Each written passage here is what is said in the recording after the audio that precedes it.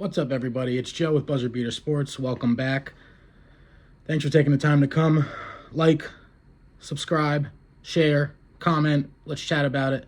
We just watched UFC 284, Makhachev versus Volkanovski. Hell of a fight, hell of a card. We're going to save the main event for last because it was the best one of the night, for sure. We're going to start off at lightweight. We have Elvis Brenner with a split decision win over Zabira Tukugov. Opening fight robbery? Yeah, most likely. I'm not big on how to score fights. I have some knowledge of it. Tukugov won that fight for sure. Everyone knows it. Even the analysts were saying at the time of the fight that he won it. Brenner had a 30-27 victory according to judges, but Tukugov was piecing him up. I will give it to Brenner. He's a little wild. He didn't stop. He kept coming after it. But with the numbers, it was 82-73 total strikes for Brenner, 70-69 significant strikes for Tukugov, 64-30 head strikes for Tukugov, 23-4 to the body for Brenner, 16-2 to the legs for Brenner, 2 minutes 11 seconds control time for Tukugov, and Tukugov stopped 3 takedowns. Brenner stopped 4. However you want to take that, who knows? But again, Tukugov won. On to featherweight. Blake Bilder, Shane Young. Started out, a lot of feeling out. Blake Bilder got a takedown with 1:30 left in the first round. Shane Young gets up, and they throw some fireworks. Bilder is just too quick for Young. He has very good wrestling. He was moving side to side, throwing jabs, had a lot of head movement, keeping the fight at his pace. The final 2 minutes, both emptied their tanks, throwing bombs, and then with 5 seconds left, Bilder defends a takedown. Bilder ended up getting the victory, unanimous decision. On to women's strawweight, Loma Lookboonmee versus New Jersey's own Elise Reed. Action started. Lookboonmee was chopping Reed's legs with her tree trunk-sized kicking weapons that she has. Lookboonmee left a strawberry on Reed's thigh early as Reed keeps her toes in, so she's very susceptible to that open Muay Thai stance of Lookboonmee. So Lookboonmee was just chopping at the leg all night. Reed's nose started dripping blood like a fountain. She gets taken down, then reverses and controls for the rest of the round, taking the back for a few seconds before the bell. So she had Lookboonmee's back, couldn't do it before the bell rang. Second round, Lookboonmee comes out right away, gets a takedown. She quickly inserts her leg hooks and works to get the rear naked choke. She ends up getting the sub win. It's Elise Reed's first sub loss. On to featherweight, Jack Jenkins, Don Shainis. Pretty wild fight overall. Not going to lie, both came out strong and swinging. Jenkins' leg kicks are just brutal. He's incredibly quick. He's fast. He's got skilled boxing hands. He's got jab combos to body shots to calf kicks. They're very pretty. He bruised Shainis early, and his beautiful combos were just too much, and he stuffed all takedowns. The last minute of round 2, Shainis gets a takedown and almost starts to ground and pound. Jenkins gets up and throws a combo, gets a takedown, and then throws in a rear naked choke attempt right before the bell. Round 3, Jenkins dominated with a takedown and control time and sub attempts. There was 10 seconds left. Shainis got up, and they both threw fireworks. Jenkins hit a last-second up kick to the face with 1 second left before the bell rang, and he ends up getting the win by unanimous decision. We go to lightweight. The veteran, Jamie Mullarkey, is facing the rookie, Francisco Prado. It's Prado's first UFC fight. He's 20 years old. He is 11-0. Mullarkey just had total domination in round 1 with top control. He was raining down elbows, here and there, hitting, cutting Prado here and there. Just showing his experience. He dominated. He could have applied more pressure and maybe even finished the fight, but was disciplined, knowing Prado is very dangerous.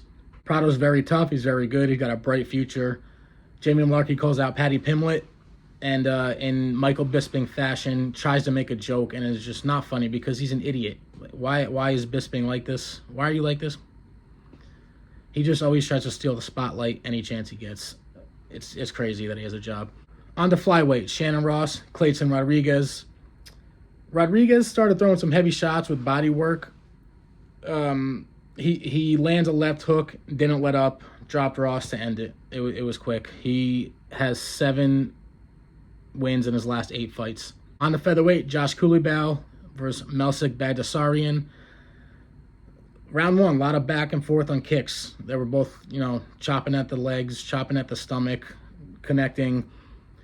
On to round two, Kulabau throws a left jab and drops Bagdasarian, and then immediately takes his back and locks on the rear naked choke. On to light heavyweight, Tyson Pedro, Modestas Bukauskas. Pedro was doing well in the round one. He had a nice takedown through some sub attempts.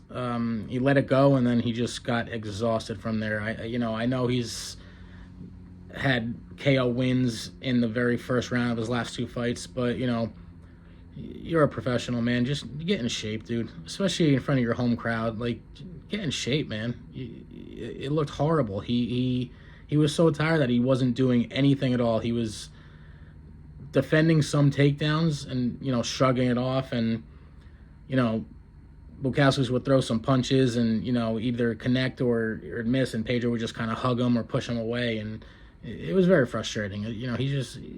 He's bad. Tyson Pedro's bad. But Modestas was looking pretty sharp after the last two fights in Cage Warriors. It was his first time back to UFC, his first fight back in the UFC, and he ends up winning by unanimous decision. Light heavyweight, Jimmy Crute, Alonzo Menafield.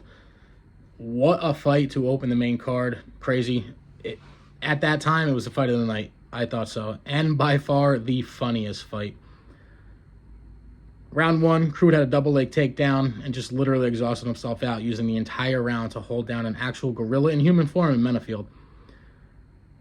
He then began to get pieced up at Menafield in the second round. He was just extremely exhausted. He was walking into Menafield's jabs and hooks, but somehow miraculously stayed alive, as he should have been knocked out cold multiple times. He was saved by the bell in round two after being knocked down. Round three was more of the same. Crute was just zombified.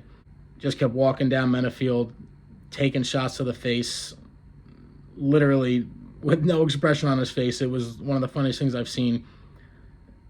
And even Menafield was getting tired after a while, so his punches weren't even that strong after a while, and Crute was, still walking forward. It was just like pillows were hitting his face. It was crazy. And Crute, it was as if he had pillows for hands when, Menafield was shooting for takedowns, and Crute was trying to ground and pound, and it was the hits were just not doing anything. Crute in round three went back to the takedowns and again gassed himself because he really couldn't touch Menafield with his punches either, so he had to go back to the takedowns. But Menafield was equally as tired. Like I said, they were both moving in slow motion literally at one point because of how tired they were. Like I said, it was like they were throwing pillows at each other. A point deduction was taken from Menafield for a fence grab that would have resulted in a Crute takedown. That ultimately forced the fight to end in a draw. On to heavyweight, Justin Tafa, Parker Porter. This is one fight that I did bet on last night. I bet on a few, but this was the, actually it might have been my second fight that I bet on last night with Justin Tafa and KO for plus 165, I believe. Ended up getting it. That ended quick, for sure. It was a bit of back and forth, but then at, a minute and 6, Tafa backsteps, throws a left, and knocks out Porter cold. Beautiful. He ends up saying in the octagon in his interview, "If you reach, I have to teach." Welterweight, Jack Della Maddalena, the hometown kid, versus Randy Brown. Started fast. Maddalena found his spot and pressured Brown to the fence. He clipped him with the left. After a bit of wild back and forth craziness, because Randy Brown is like that. He's very tall, very lengthy, and he tries to make it, a show. Like I said, Maddalena clipped him with a left. Brown face planted. He was hammer fisted, and then Maddalena slipped in a rear naked choke to end at 213. Great win in front of a ramped up crowd. It was awesome. On to featherweight for the co-main. Amazing fight. Yair Rodriguez versus Josh Emmett. Yair Rodriguez, El Pantera. He's amazing. He is. He really is good. He's fighting Volkanovski for the featherweight belt next. That should be an amazing fight. I know the last time he fought a shorter dude besides Emmett was Frankie Edgar, and he ended up getting embarrassed. But that was a long time ago. He's grown. He's a lot better of a fighter now. He's smarter. I wouldn't say more disciplined because he still does his crazy stuff. He wants to put on a show as well. And he's going to do it, and he's going to look good doing it. Round one, Rodriguez his leg kicks were hurting Emmett. You know, a lot of other people probably would have been stopped in that first round, but Emmett's a tough son of a bitch. Round 2, same thing. Emmett was throwing home run rights because he kind of knew he needed them. He wasn't going to win any other way. He was getting eaten up with those kicks. And then he eats a late knee, but then turns it into a takedown of Rodriguez. But Rodriguez, you know, he's very good at Brazilian Jiu-Jitsu, and he ends up getting the sub from bottom. He went for the armbar and then slipped it right to a triangle. It was beautiful. New interim featherweight champ, like I said, fighting Volkanovski next. On to the fight we have all been waiting for. Hell of a fight, guys. Wow. Might be the first time that we can call a fighter the GOAT, even though he just lost. You know, Volkanovski just taking that fight alone is respect from everybody. And then the performance he put on was amazing. Now, in my opinion, like I said earlier, I'm not too great on judge scoring and rules in the octagon and whatnot. You know, I know damage trumps many things, and, you know, physical damage that you can see trumps so many things. I'm a huge wrestling fan. I understand that back time and control time are big. You know, I'm not sure, though, compared to significant strikes and all these other strikes and, you know, control time and pushing up against the fence, or whatever it may be. I will say, though, I'm a Volk fan. I will say in my eyes, he lost the fight. I'd say 3-2. I also want to say, and again, all respect to Volkanovski, I think what helped him in that fight was that he didn't get demolished by Islam like everyone else does right away. He put on a bit of a show, a bit of a challenge for Islam, but I also think that helped him look a little better, you know, just going that long and winning a round or two. I think there should be a rematch.